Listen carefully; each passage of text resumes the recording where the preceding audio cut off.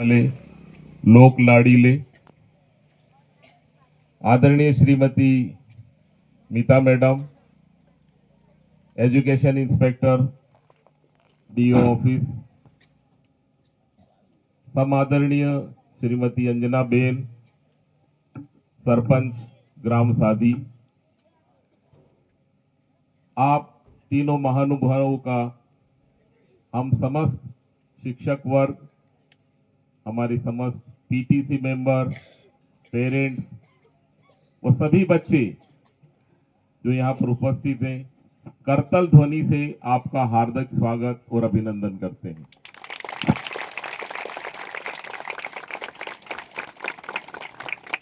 आज आपको हमारे बीच पाकर हमारा ये विद्यालय परिवार अपने आप को गौरवान्वित महसूस कर रहा है।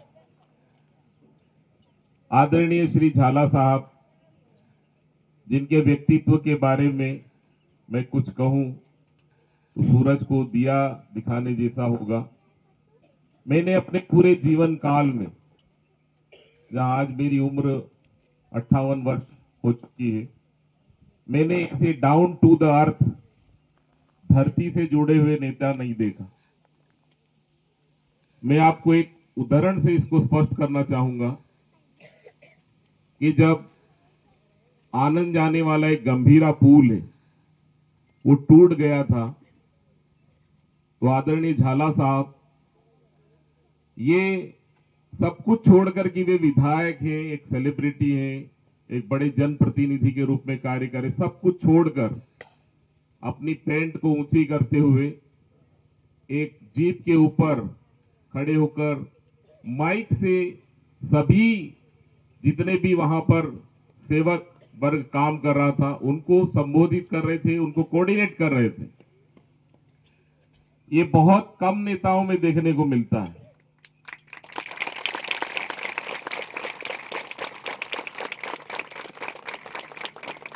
मैं हमेशा आपको अपने उद्बोधन में कहता हूं कि भारतीय राजनीति में पढ़े लिखे और समझदार लोग आना चाहिए।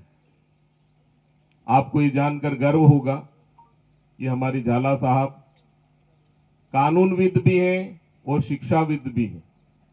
एक बहुत ही सफल एडवोकेट के रूप में वे अपनी यात्रा कर चुके हैं और जन सेवा करने के लिए हमारे देश के यशस्वी प्रधानमंत्री माननीय मोदी जी का हाथ मजबूत करने के लिए उन्होंने पादरा विधानसभा में एमएलए का चुनाव लड़ा, जो बहुत ही कांटे की टक्कर थी।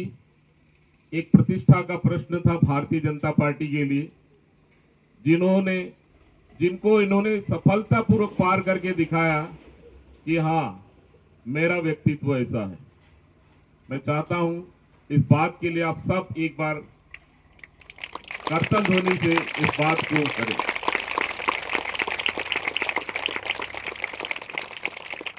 આપણે કહીએ ને કે પગલા સારા હોય તો ત્યાંનો વિકાસ પણ આપોઆપ થાય। आज आप ये जो वन कवच यहाँ पर देख रहे हैं, जो 5 से 7 एकड़ में फैला हुआ है, इसमें 10,000 पेड़ पौधे लगे हुए हैं और 120 से ज्यादा औषधि युक्त पौधे हैं। हम कह सकते हैं कि आज ये लंग्स ऑफ पादरा है। जैसे अमेजन के जंगलों को हम कहते हैं लंग्स, वैसे ही आज ये हमारे पादरा का फेफड़े बन चुके हैं। ये यहां पर लगाने का श्रेय आदरणीय झाला साहब को जाता है। उन्होंने व्यक्तिगत रुचि लेकर जिले में सिर्फ 2 जगह पर ये वन कवच लग सकता था, वहां पर नवोदय विद्यालय को उन्होंने चुना और ये प्रोजेक्ट हमको मिला। जब ये उद्घाटन के लिए आए, मैंने इनको अनुरोध किया कि सर, हमको हमारे बच्चों के लिए कोर्टयार्ड होना चाहिए। इनके प्रयासों से आज आप देख रहे हैं कि 1 करोड़ का कोर्टयार्ड आपके स्कूल में बन रहा है।